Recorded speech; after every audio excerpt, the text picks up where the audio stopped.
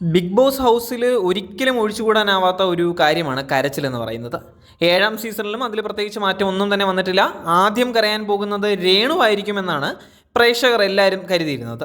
പക്ഷേ കരച്ചിലിന് ഈ സീസണിൽ തുടക്കമിട്ടിരിക്കുന്നത് അനുമോളാണ്. സങ്കടവും സന്തോഷവും അതിവേഗത്തിൽ വരുന്നയാളാണ് താനെന്നും എങ്കിലും ഹൗസിൽ വെച്ച് പരമാവധി കരയാതിരിക്കാൻ ശ്രമിക്കുമെന്നും അനു പറഞ്ഞിട്ടുണ്ടായിരുന്നു.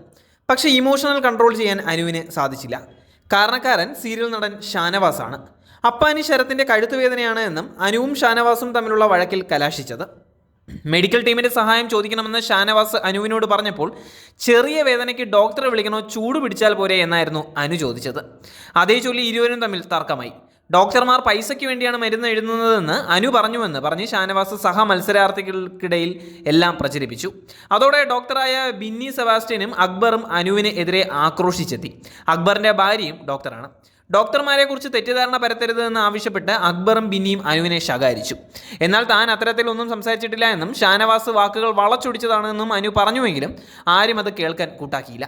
എല്ലാ വശത്തു നിന്നും വിമർശനവും ശകാരവും വന്നതോടെ അനുമോൾ കരയാൻ തുടങ്ങി.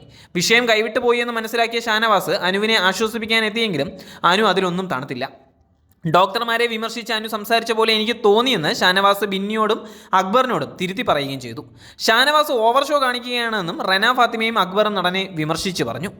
അനുവും ഷാനവാസും തമ്മിൽ മാത്രമല്ല, ബിഗ് ബോസ് വീടിൻ്റെ ഓരോ കോണിലും ചെറിയ ചെറിയ വഴക്കുകൾ നടക്കുകയാണ്. മറ്റൊരു വഴക്ക് ആര്യനും അഭിലാഷും തമ്മിലായിരുന്നു. സംസാരിക്കുന്നതിനിടയിൽ തുപ്പൽ തെറിക്കുന്നുവെന്നും അകന്നുനിന്ന് സംസാരിക്കാനും അഭിലാഷിനോട് ആര്യൻ ആവശ്യപ്പെട്ടതോടെയാണ് ഇരുവരും വഴക്കാരംഭിച്ചത്. മറ്റൊന്ന്, മലയാളത്തിൽ സംസാരിക്കാൻ ക്യാപ്റ്റനായ അനീഷ് വീട്ടുകാരോട് ആവശ്യപ്പെട്ടതോടെയാണ് ആരംഭിച്ചത്. ഗുഡ് മോർണിംഗ് പറയരുത്, പകരം സുപ്രഭാതം പറയാനാണ് അനീഷ് വീട്ടുകാരോട് ആവശ്യപ്പെട്ടിരുന്നത്. എന്നാൽ വീട്ടുകാർ അതിനെ എതിർക്കുകയായിരുന്നു. മലയാളം പറയാൻ നമുക്കറിയാം, നമ്മുടെ കൂടെയാണ് നീ, അല്ലാതെ നിന്റെ കൂടെയല്ല ഞങ്ങൾ എന്നായിരുന്നു അപ്പാനി ശരത്ത് അനീഷിന് നൽകിയ മറുപടി. അത് മറ്റൊരു തർക്കത്തിന് വഴിതെളിച്ചു.